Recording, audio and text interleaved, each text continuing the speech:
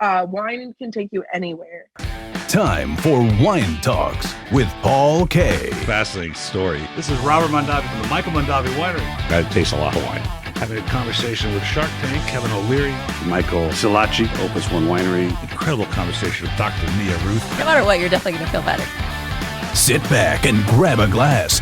It's Wine Talks with Paul K. Hey, welcome to Wine Talks with Paul K. And we are in studio today with a beautiful day in Southern California. About to have a conversation with Justin Michel up in the Paso Robles area. Introductions in just a second. Wine Talks, of course, available on iHeartRadio, Pandora, Spotify, wherever you hang out for your podcasting, and sponsored by the Original Wine of the Month Club, now sporting the Sweet and Rosé series of wines. Hey, have a listen. I was up in Napa last week. Had some amazing conversations. One with Jess Lander, the wine writer for the San Francisco Chronicle. Amazing perspective on the world of wine. Have a listen, coming out in a week or two. But not why we're here. We're here to have a conversation with Justin Michel, and she considers herself the badass wine witch, or the head wine witch of Foursquare Wines. And thank God she's smiling, because I didn't write it. She wrote it. Welcome to the show. Hi, Paul. Thanks for having me. Hello, everybody. It's nice to have you on the show. You're up in Paso right now? Yes, I am. So I rode between Paso Robles as well as Napa and Sonoma. So on any given day, I can be in Northern California or on the beautiful Central Coast. That is not, a direct route. It's not, but it's fun. So do you drive this? I do drive it. I drive it very often. So I probably go back and forth probably at least once a month to be able to check on everything. But during the harvest season, I'm going up and down a lot more often. So for the listeners, if you're looking at a map of California and you're driving from LA, you're going to take about a 3-hour trip to the Central Coast, to Paso Robles. You can go in on Highway 46, which you might cross path past James Dean crash site, something like that. You may want to visit the rodeo while you're there in Paso. But that's like, how do you then get to Napa? You just go up the 5? Is that what you do? Yeah, I take the 101 that connects to the 5, but the key is to go really, really early or really, really late. And really fast. And really fast. Smile and wave, I always say. So what is it, a 3-hour drive? It's about a 4.5, 5-hour drive from Napa, Sonoma to San Luis Obispo, Paso Robles. Wow. Could it be more different, the two cultures? Oh gosh, it couldn't be more different. Napa is definitely very posh and very sophisticated. It's a small town, but there's a really large amount of really beautiful high-scale wineries, tasting rooms, and restaurants. Mm-hmm. And then you go just about 30 minutes over to the Sonoma area, and you get more towards Sebastopol and Santa Rosa, and it's a little bit more homely, a little bit more country roads, definitely a little bit more laid back, but they still have such an incredible styles of wines. And then you go down 4.5 hours and you get down to Paso Robles, and you're surrounded by the 4-H, and you're surrounded by the Mid-State Fair. And you're about 20 minutes maximum away from the ocean. It's much more relaxing and laid back.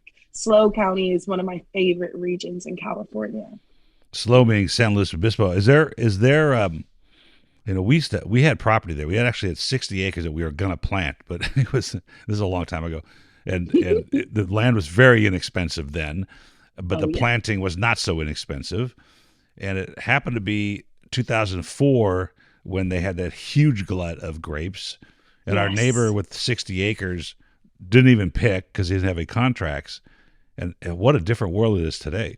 Oh my gosh, yes. Since the 1980s, when I feel like Paso Robles and San Luis Obispo and Santa Barbara County really got its introduction into wine, it's gone from maybe 10 wineries down there to over 400 wineries in the Paso Robles, San Luis Obispo area. So it's definitely increased. And I really enjoy it because it not only has these large classic institutions like Eberly or Justin or Tobler's Creek, they also have these new up and coming winemakers such as myself, as well as my really good friends in the area as well. I think we should add that to the introduction. You're a rising star in this industry at 27 years old, at least when we wrote this. So I'm not sure how old you are now, but I'm still 27. I'll turn 28 next year. And so you're learning this industry, and we're going to peel that back a little bit. And the reason I brought up the Paso thing is there's such different cultures, and Paso being still rural. I don't even know I suppose there's still free wine tasting rooms in Paso, probably. There are free wine tastings in Paso still. There are very few. One of my very first jobs that I had in the industry was at an iconic Paso winery called Eberly Wines. Mm-hmm. Gary Eberly, the iconic godfather of Paso Robles. That's Without true. him, Paso Cab would not be what it is today. He was one of the very few tasting rooms in Paso Robles to still honor complimentary tastings. COVID changed a lot of things. You had to change towards more reservation based. So they did add on a $10 fee. But if you purchase a bottle, that $10 went directly towards that purchase. So it was pretty $10. awesome. I $10. know, exactly. Nothing. It's like $85 a taste of Napa now. It's Oh, like minimum, it's easily. ridiculous. I literally just got back on Saturday morning, and places like the Press Restaurant now are turning into a Michelin star. They earned a star restaurant. It used to be a steakhouse, which was really fun to go to. So much has changed. It is a different environment, but still, there's something interesting about that to me. And maybe I'll get your opinion on this. It's the lifestyle in Napa has gotten so structured, and it's almost part of the culture that we're going to talk about, that people look at and feel resistance to get into it because it's so not. I'm not going to say snooty. That's not a good word. Um, Expensive, unapproachable because of the price and the lifestyle that you want to have. And Paso still has that sort of approachability. Down home. They got a bowling alley still. I mean, that whole thing. What do you think of the Napa? You work at Heights Cellars. I do work at Heights Cellars. Yeah, so I work in the cellar at Heights. So it's definitely very different than from the tasting room. Although the experiences are on the pricier side here for the money that they're providing, it is an incredible experience. But I will say it makes it exclusionary to a lot of tasting consumers that want to learn about wines, that want to learn not only about Cabernet, but want to learn about Napa. It makes the barrier to access very hard. I will say there are some incredible wineries. Like I would have to say the next generation of wineries out in Napa Valley that are changing things up. Heights is owned by the Lawrence family, and they have a few different wineries under their umbrella. And they recently opened up a tasting room in downtown Napa called Brendel Wines, where the price point for Brendel ranges from about 25 to maybe 62, which is very different than Heights, which is closer to like 50 to 375 for a bottle of Martha's. So they understood that the price point that they have isn't accessible to everyone, but they still want people to be able to learn about the styles of wine. Not only those, but also get introduced to new styles of wine as well. So they thought, let's introduce other options and other outlets for different styles of consumers. Because Napa, one thing I really enjoy about it is rooted in classical styles of wine, but there are new winemakers that aren't scared to sort of change everything. There's a winery up here that's called Tank Garage Wines that I really love. Their winemaker is South African. He's been out here for a few years at least, and they're working with different styles of wines, different varietals, and it's a Napa-based winery, but they're actually sourcing from all throughout California, which allows them to bring their price point down, which I think is really cool. That's an interesting thought. I never thought about this. If I want to learn about wine, if I'm really engaged in the subject, something turned me on at a tasting or something happened, and Napa's probably the last place you want to go because it's so expensive to sit and talk to somebody, where you can end up at Paso and have a very exquisite experience, taste some really quite incredible wines that are still on their upward trajectory on stylistic and finding the styles. But you can learn a lot more, a lot less expensive when you're in Paso.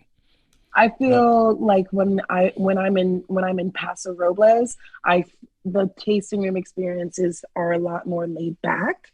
So they give you a lot of time and a lot of openness to ask questions. Whereas in Napa, there's sometimes an expectation that you're coming into a tasting room already with a plethora of knowledge behind you. I know when I worked in the tasting room at Eberly, I was very intentional with the ways in which I spoke with my customers.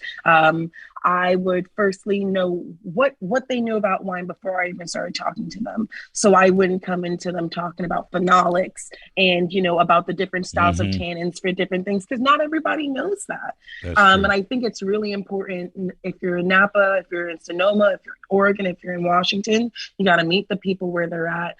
Because when you're willing to break down those walls and introduce them to a totally different style of wine, to a new varietal of wine, to a new method of winemaking, that's how they really push it forward, and how they take home a bottle of wine, or hopefully multiple cases of wines, and they open it up with their community, and then they get to tell that story for themselves, and then it just sort of trickle effects towards everyone else. What do you think of these things that are on the shelf today? That we're all fighting against, because we're going to talk about the fact you made Viognier and Barbera and Petit Syrah in a minute, but the stuff we see on the shelf today is all formulated. Apothic Red and all those wines, and they're all just sugared up and doctored up to taste the same each. Are we fighting this daily up here in Paso, trying to figure this one out? I would have to say yes. I do always say this is my first time working in production from a production assistant side of things. So I'm actually working in the lab and taking care of quality control. So it's given me a lot more respect for these larger brands that have to consistently make the same wine every year. That's really difficult. And it is honestly a beautiful science to be able to do that. Is that the type of winemaking that I want to do? No. I think every vintage is important to show its differences. 2020 wines aren't going to be the same as 2019 wines. 2015 wines aren't going to be the same as early 2000s. I think showing the beauty of the vineyard from each year is extremely important. And in Paso Robles, they do a really great job at showing that. Paso Robles has always been really intentional, put terroir before everything else. And you can definitely see that between every vintage at whatever vineyards that you're going to, which I think is really incredible. I would just think if you were making formula-based wines, like we mentioned, don't we just end up like bourbon or beer, or where every year it's supposed to taste the same? And here it takes out a lot of the joy and excitement. Yeah. But I guess it's a necessary evil. We talked about this before on the show with some other guests, that maybe those are the folks that one day will have that aha moment. They'll have a Justin Michel wine, or one of the four Ward 4 wines. We'll talk about that now, and go, wait a minute, there's something unique about this. I want to pursue it further. So what?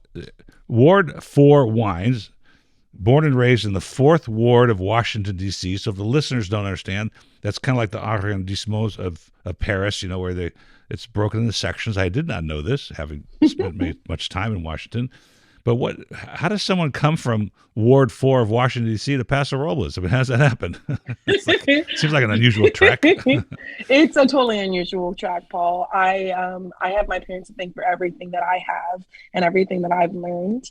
I feel like unlike a lot of families, and specifically unlike a lot of Black families, I was really lucky to always grow up with both wine and food on the table. So there was always conversations about what we were eating and what they were drinking and what they smelled and what they tasted and why they paired specific foods with those wines. So they, for me at a very young age, introduced me to the importance of why things taste the way they do. And then growing up in DC, they sort of added an additional layer for me, which was that importance of hospitality. Because, with wine and with food comes incredible hospitality, being it at your house, having your family over for holidays, or going into a beautiful restaurant, or maybe finding a cute little spot in the middle of nowhere, and you find the best sweet potato pie ever, and you want a really beautiful, delicious glass of wine. Wine can take you anywhere. And I was really lucky that in my junior year of high school, I went to St. John's College High School, just right outside of Rock Creek Park. And my dad actually had a sommelier come to my house, and he had a Black sommelier come to my house. And it was really eye-opening for me to see, hey, wine could be something I study. And there's somebody that looks like me that works in wine, and he's been all over the world. And he tells me that wine is my passport. And it really set a fire inside of me and made me decide that I wanted to move not a few miles away, but all the way across the country, and move to Paso Robles and study at Cal Poly in San Luis Obispo. So when I moved out to California, I studied wine business because I knew I love hospitality. But Hmm. during my 4 years in my school, I realized hospitality is not the only thing that I like. I really like production. I went and did a study abroad my junior year and got to go and do a study abroad in Australia. And it was there that I got to see their vintage season because they're the Southern Hemisphere. So their harvest is the exact opposite side as ours. So I was there during their vintage. I came back and decided I wanted to work my very first harvest. And I found a really great winery based out of Santa Barbara County, where I got to work with one of the first woman winemakers in Santa Barbara. She's the Princess of Pinot, Lane Tanner. She's my Hmm. very first wine mentor, and Hmm. I have so much appreciation for her. And she really introduced me to the art of intentional winemaking and wines of space and wines of terroir. And she introduced me to lower intervention winemaking methods that I utilize in my winemaking today. And if you want to get all the way back to the very You know. beginning, before I was even born, my parents came out to Paso Robles in the 90s and Wow. visited Justin Winery. And that is my namesake. And 27 years later, and I'm still loving Wow, that's Justin. really cute. That the Justin Winery and Justin Michelle are aligned Exactly. in their pedigree of names. You said a lot. You said a lot just then. One that was very interesting is, you studied in the Southern Hemisphere, and I hear in my notes show that you've worked on 14 vintages. Now you're 27 years old. If you worked 14 vintages in North America, you would have started at 13, and that didn't happen. So you by going back and forth between the hemispheres, you get two harvests a year, or you could get two harvests a Exactly. year. That seems like to me, and I interviewed a lot of winemakers. I think that would be the first thing I would want to do, would be to Oh, yeah. put as many harvests as I can, try different countries. I mean, how important was it to understand Australian winemaking philosophy and methodologies? It was extremely influential for me. So I studied at the University of Adelaide in Adelaide, Australia. So I had the opportunity to go to the McLaren Vale and the Adelaide Hills and the Barossa Valley. And I got to learn and see from all these different production facilities, from all these different like production amounts, and see the ways in which they utilized what they had and the ways in which they sort of played around with the grapes that they were working Hmm. with. And then in 2019, I went and did a harvest abroad in New Zealand. And Wow. that was my first time really starting to hone in on bigger, bolder reds. I worked at an incredible winery down there in the Hawke's Bay called CJ Pass Hmm. Winery. And they source their Syrah from the Gimlet Gravels, which are some of the oldest Syrah vines out there. And it really taught me the beauty of extraction and the importance of fermentation and keeping a consistent temperatures during that fermentation. And then this most recent vintage season, I got to do a vintage out in South Africa. And it was there where I Wow. really learned the importance of lees integration, and why stirring your barrels is important. And that was really influential in the way in which I made my Viognier this year. I did Surly aged Viognier, and I actually left it on the skins for 3 days. Wow. So it was really important for me not only to get the body, but also the texture and the mouthfeel from those leaves. And not only do neutral oak, so the grapes can sort of speak for themselves, but also have a small amount of my wine be a new oak. So I could add a little bit of that secondary characteristic and a little bit of those layering. And I learned that from the different wineries that I've worked at. I'm trying to find the South African, New Zealand, Australian accent, but I'm having trouble placing it with you right now. I have the most American accent ever. I'm very, very DC. Yeah, actually, I did a young French woman had on the show. She was actually in the studio, but she lives in England. She was born in Burgundy, and she works in South Africa. Awesome. So her accent was really confusing, but it was there. There All was over the place. there was something going on there. I love So that. you mentioned something interesting, and I want to go back to the 80s when we featured some wines from Paso. My dad started this in the 70s, and so we did some wines early on, the Martin Brothers, Nebbiolo. There were a lot of Italian varietals back then in Paso, and it's evolved. And I think this is an interesting piece of the evolution of an appellation because it's really young. Paso, I mean, the world of wine, even 100 years would be almost young.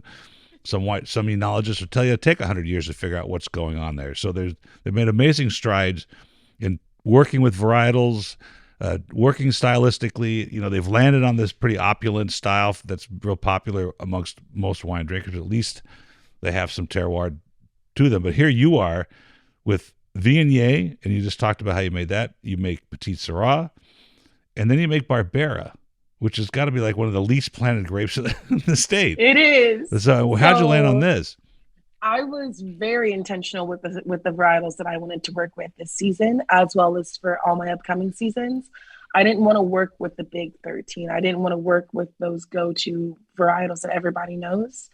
I chose the varietals that I did because I want to introduce the next generation of consumers to different styles of wines, so that they go in a wine shop, they find my bottle, they go, I don't really know what Barbera is. Let's pick up this bottle. Let's taste it. This is delicious, obviously. I really like Barbera now. I can now go into a tasting room. I can go into a wine shop. I can go into a restaurant and say, I really like Barbera. I've had it this way. What are other ways in which Barbera is made? And I've now introduced them to a whole different style of wine. And especially for the Black community and for a lot of BIPOC communities, you don't have that accessibility to these different varietals. So I want to be able to be that accessibility and that starting point, that jump off point for them to be able to try different styles of wine.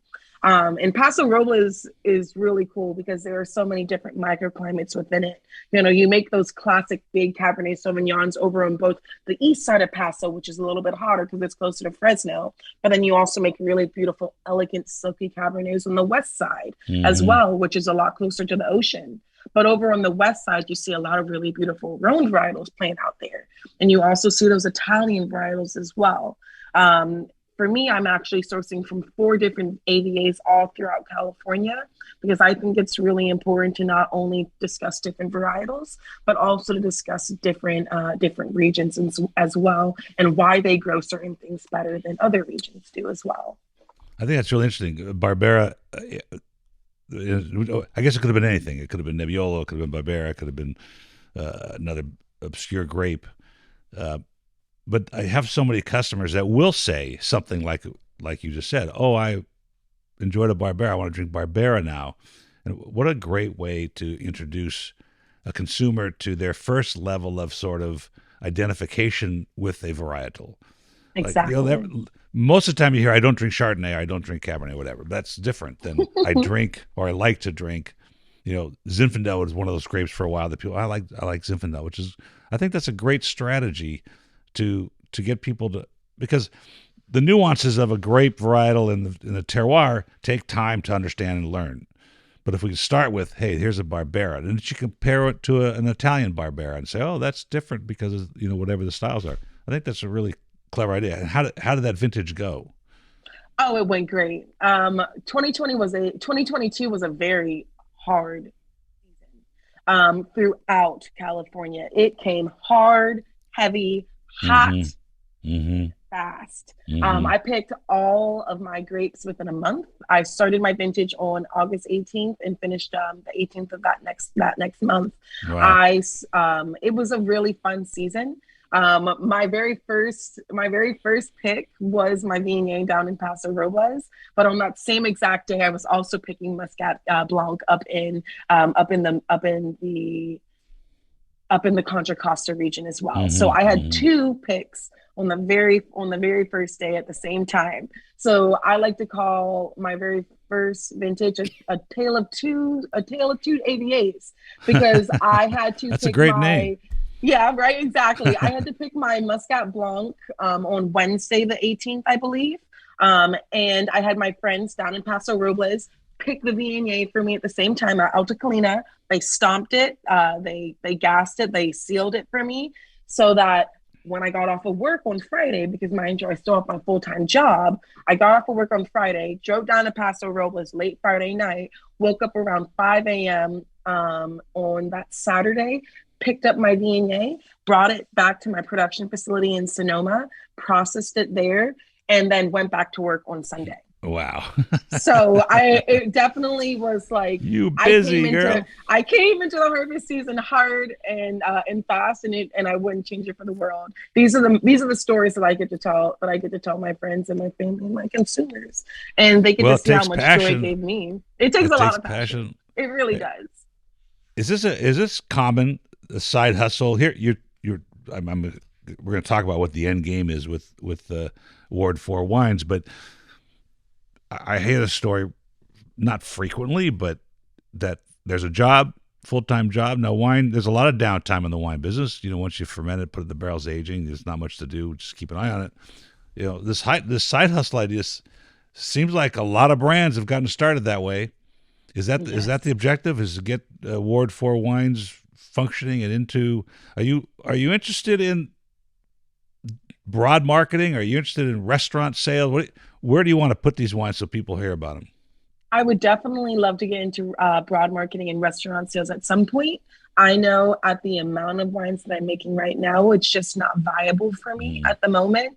I do hope every year to make more and more wines, but at this point right now, I am going to be working direct to consumer. Not only because it's a little bit easier, but also it gives me that personalization with my consumers, with my customers. I get to talk them through things. That's really important to me. But over the next 10 years, I would love to be able to make this my full-time gig and be able to not only sell my wines in California, but all over the country, and be able to go and talk to people all over and sort of tell them my story and get them excited about it. And also host different fun events to get people into it. Not only consumers, but also younger kids as well. I would love to have the opportunity to be able to bring young students out to the vineyards that I'm sourcing from and be able to sort of show them the grapes before the wine. So many people in wine, you have to be 21 to be able to do it.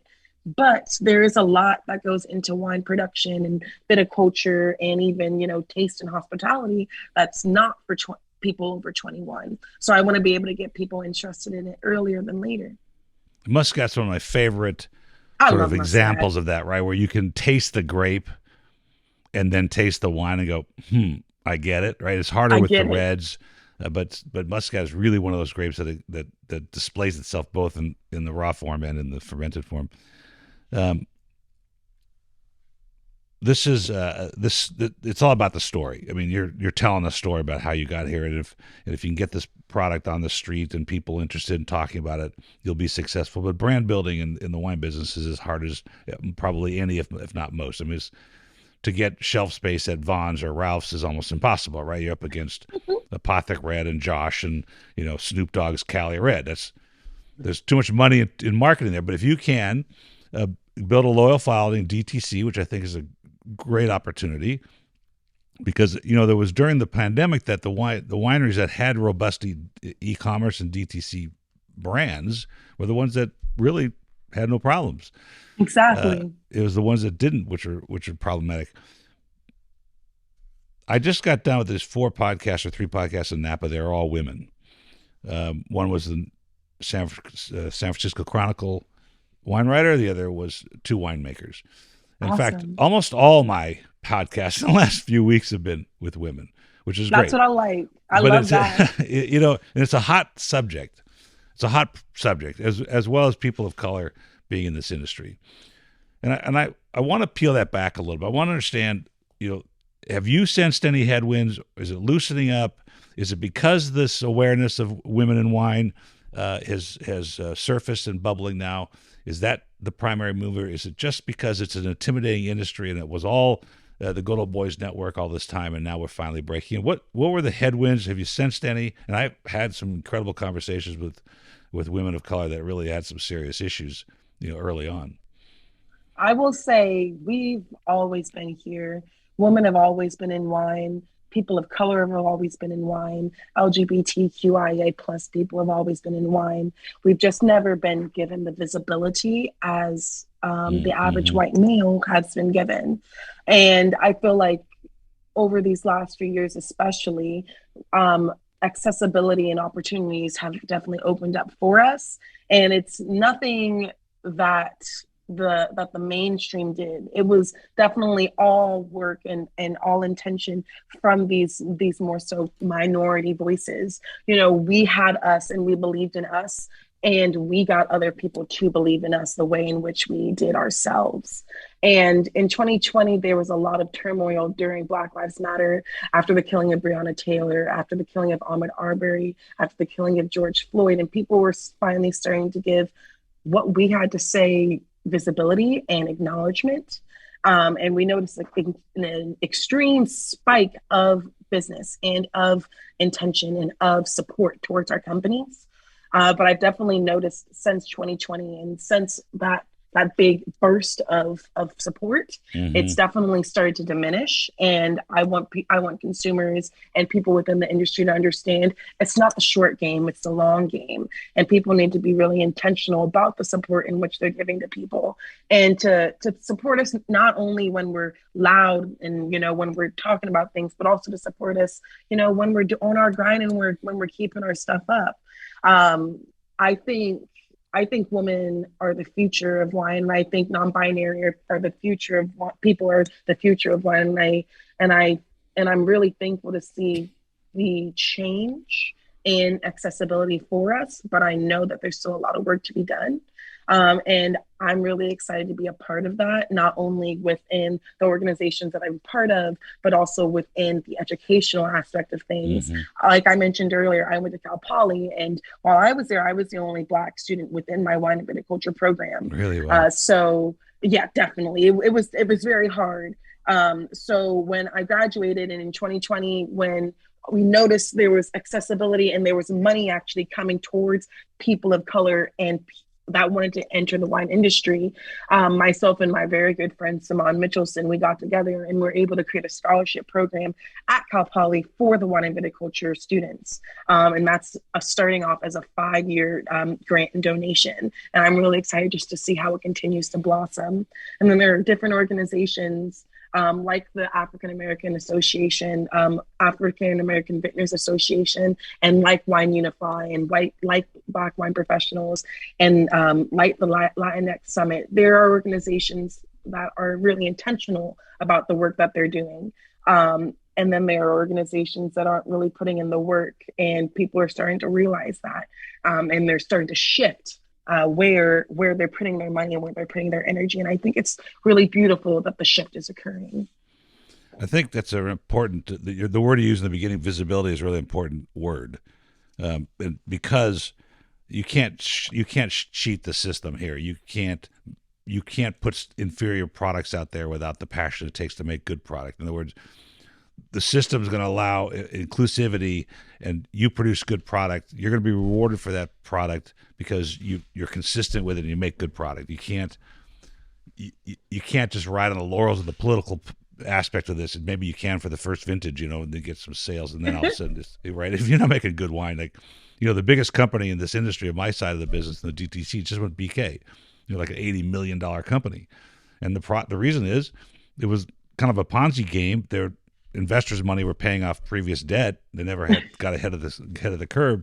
Then they went under because the product sucked. You can't do it. And of course, it's already known amongst all of us that women have better palates than men. So that's we do. It's like duh, right? We already know that.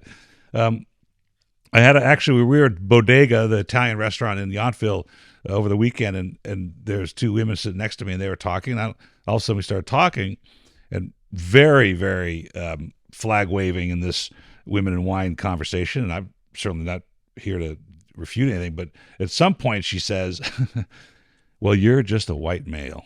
I'm like, "Well, that's not that's not the reason I gave the answer we were talking about.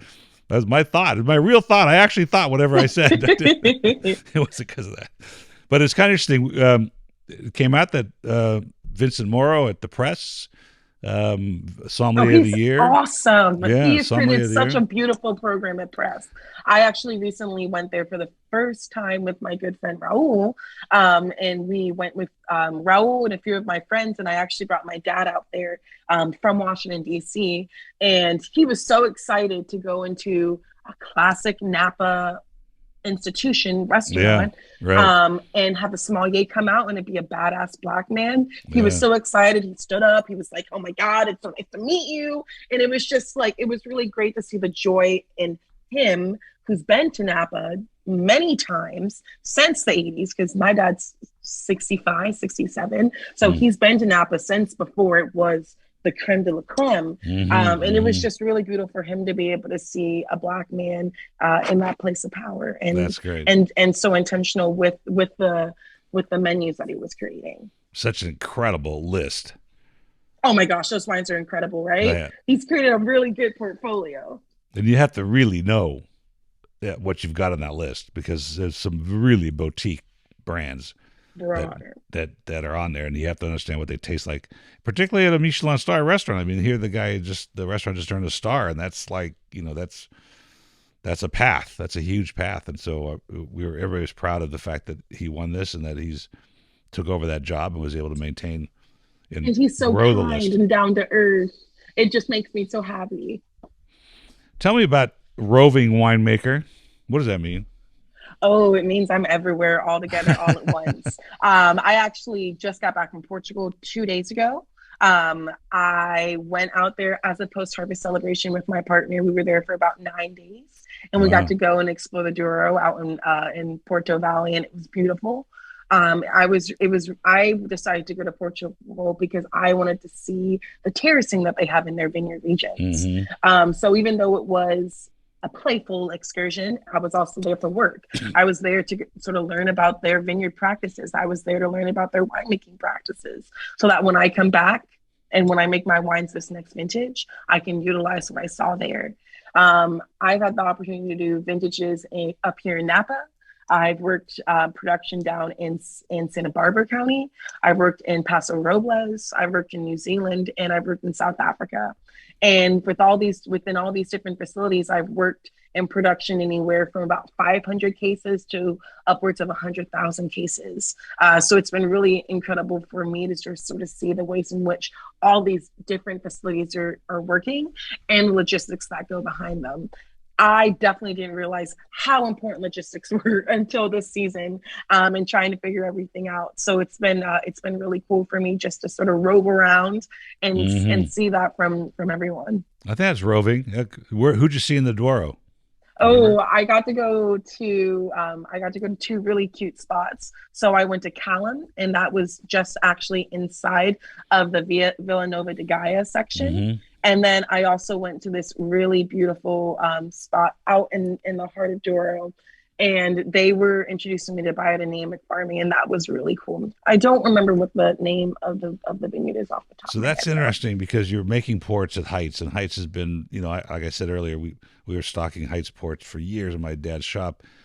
How exciting was that to see the birthplace of port and the differences in the grapes and the, all the things that you're doing? Similar or maybe incredible. different? It was very similar. And it's also pretty interesting because when I was working in the tasting room at Eberly, they also make port. And the way in which they did it, they used gravity flow. So there's 16,000 square feet of caves underneath the Eberly estate, underneath the production facility. So everything's fermenting in those large stainless steel tanks on their main winery floor. But then you go over into the cave area and you notice that there's a decline down into the caves, and there's actually built-in lines leading downstairs. So everything that's up in that main production area is actually flowing by gravity downstairs, which is a much more delicate, a lot less like a lot less power going on it. So I really enjoyed that. I really like the Douro. Everything over there is actually still like handpicked, which I thought was really awesome. Because of the terracing, you really can't get a machine harvester up Pretty there. steep. It would probably it'd fall off and it would not be good. Yeah. So it made me really happy because I'm also having all of my grapes that I'm sourcing from handpicked. And my Barbera specifically, I actually handpicked that myself with my friends. So it was me and 5 friends. And we picked a half a ton of Barbera, and Wow. it was awesome. We woke That's up at pretty 3 cool. in the morning and got there at 4 in the morning and picked from 4 until noon. Wow. This is interesting thought you just brought up. The making port in Portugal, they have very strict rules. Yes. The distillate that you can put in is controlled. You have to submit samples. They decide whether there's going to be a vintage or not. And so, and it led me to this thought, which I want to get your take on it. The old world requires that. If you can only grow 5 grapes in Bordeaux, you can only grow 2 grapes in Burgundy, and the Douro has very specific requirements for the distillates you can add to make port, and all the other rules that go around it. In California, we don't have any. I mean, really, we don't. I mean, the TTB allows you to licenses your winery, and you can pretty much do whatever you want. Yeah. You can't label, you can't put a state on it unless it's state grapes, but not very limited stuff. And that's kind of the allure for many European wineries to come to America and work, because there's no control. There's no issues. You can make Viognier and Paso Robles if you want. If you want to make Petit Syrah, do that too. Did you sense any of that? Like, I'm not gonna say conflict or tension, but was it interesting to see this protocol that was required versus this hands-free version of California winemaking? It was interesting to see the protocol that they required, but I don't think it was a negative. I think, just sort of like I was mentioning earlier, with those bigger brand wines that always create the same wine and the same style. It's really cool to be able to see that. And I don't think any less of them in their methods. And I think it is pretty awesome that they do that. I have nothing against that. My attitude is, how cool. Like, they're protecting their culture. The French they have cheese regions, and they have butter regions, and then they have wine regions. And we don't have that. And if you've ever read books about the American cuisine, the foods of the South, used to be the foods of the South. Now they're kind of everywhere. And we kind of screwed up food in America because we had Howard Johnson's from coast to coast. You get the same hamburger wherever you went. And so that, I kind of envy the Europeans for having these controls. But what's interesting, the grass is always greener. They look at us and go, wow, they can do whatever you want. So we can try different stuff. So I think that's always interesting. You mentioned biodynamic farming in Portugal. And I don't believe that of all the port wines we've tasted here that I've had a biodynamic version of port, but you do talk about natural farming in your article about you. And what you say, less intervention, what is your objective with that, and what does that mean to you? So for me, low intervention is letting the grapes speak for themselves as much as they can, and only intervening if it's necessary. So if I'm tasting through my wines and I know that something's tasting off, I'm going to intervene. I'm not scared to intervene. But if I am working in the way in which I know I am, and I'm creating really beautiful wines with less interaction, I'm really thankful for that. I'm not afraid to use sulfur. I'm not afraid to use yeast, but I do think it's really important to be able to let the grapes speak for themselves. And I did come in my winemaking approach scientific, although not.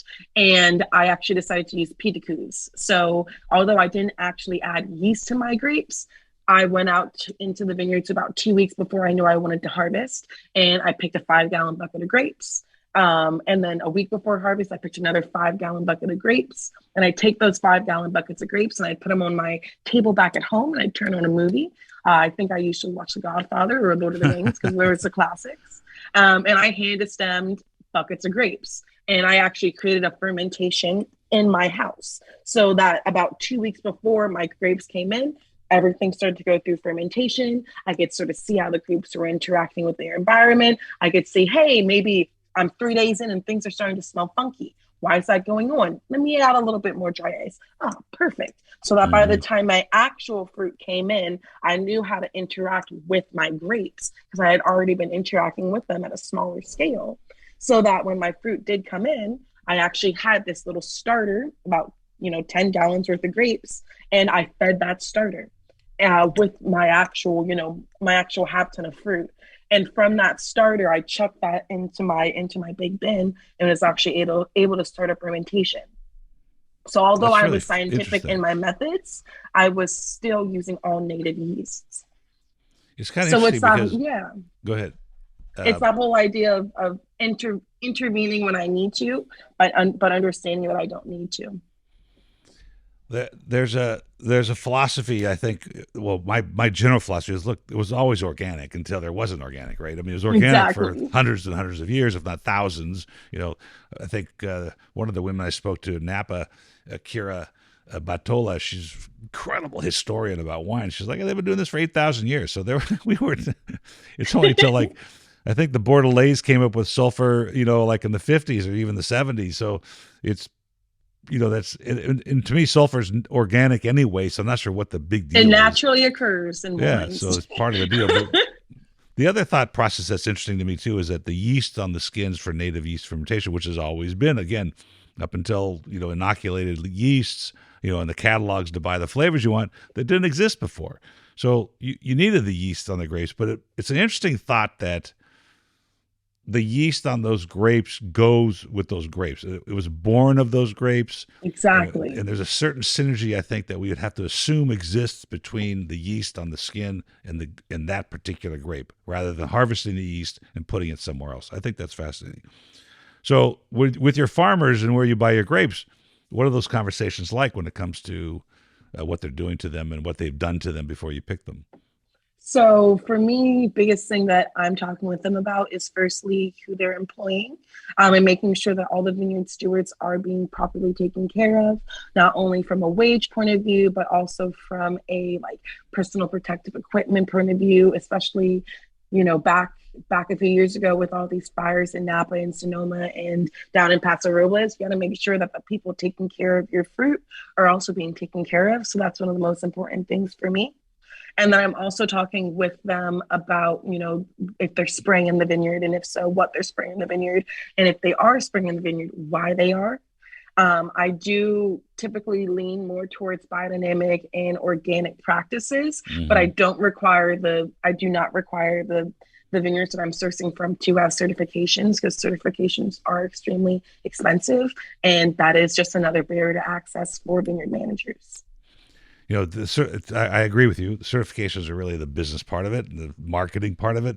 I had a customer, send back my organic club. She sent it back. It doesn't have the sticker on. I go, ma'am, it's organic. It's farmed organic and made organically. They've opted not to certify just because of the expense, and that's just a marketing thing, so to speak. And she rejected the idea, and so I had to send her something with the certification on it. But it seems to me, and I think it's an important conversation, particularly sustainability. And we're already almost on 50 minutes here, so I'm gonna have to make this short. But it seems to me, particularly in the wine business, as well as any farming of vegetables and grain, that sustainability would be an important objective anyway. Just from the business standpoint, just from the fact that you're maximizing the efficiency, you're taking care of your people, you're taking care of the crops, you're doing all things with the holistic approach in mind. I think that's just an important idea. Yes. Certifying organic and biodynamic, that's a choice. And I think, and I've said this 1,000 times on the show, many Italian winemakers and French winemakers will say, my kids are playing in that vineyard. I don't want them tracing in pesticides, herbicides, and insecticides. In fact, somebody said the other day that their dog goes out, plays in the vineyard, brushes up against these pesticides and things, and brings them back into the house, and then the kids are crawling on the carpet and they stick their nose in the fur. I go, wow, that's an interesting picture. But it's true, right? Yeah. I mean, this could be potentially a hazardous thing. It can be. So much fun to speak with you, and I'm so excited to have this conversation. I hope we can do it again. Yes, please, Paul. And I would like to get my hands on a couple of Ward 4 wines next time I come to Paso. Yes, my first release will be late spring, early summer of next year. So get them while they're going. Well, we come up there quite frequently. I'll bring my portable studio, and we'll have another chat, and we'll taste some wines together. Yay! Thank you so much. This has been such a great conversation. My pleasure, and I look forward to your growth in this industry. And just how about a cheers? Cheers! Cheers to you, Paul. Take care.